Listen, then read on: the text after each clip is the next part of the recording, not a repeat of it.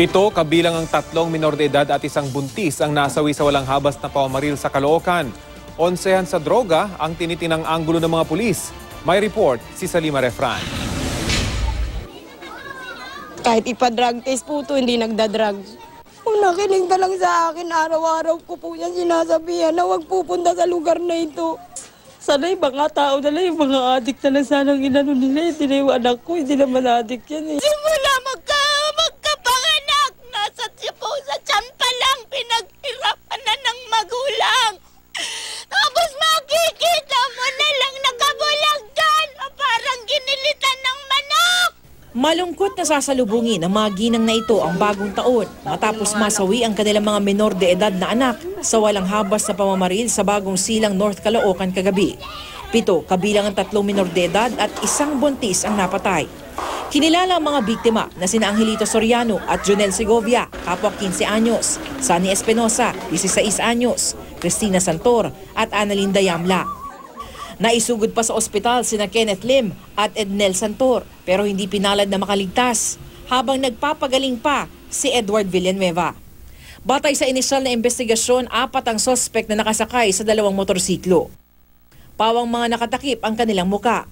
At sa salaysay ng nakaligtas na target, binaril daw siya ng mga salarin pero nakatakbo siya sa kapitbahay kung saan naman walang habas na pinagbabaril at pinagpapatay ang iba pang biktima. 5 ang nasawi sa bahay, 3 sa kanila, minor de edad. 1 nakaligtas. Ang katapat na kubo, pinagbabaril din.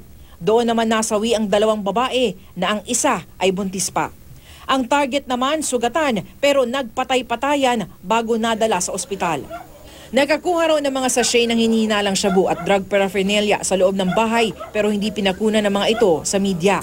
May na-recover din na paddle. Yung grupo ng mga suspect galing sa San Jose del Monte, Bulacan, nagde-deliver dito sa North Caloocan.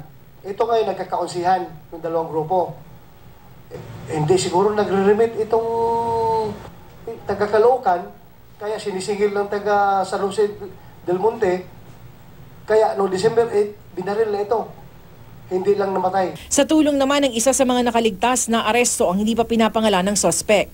Hindi sila parehong kinilala ng PNP habang nagpapatuloy ang manhunt operation sa iba pang kasamahan ng suspect.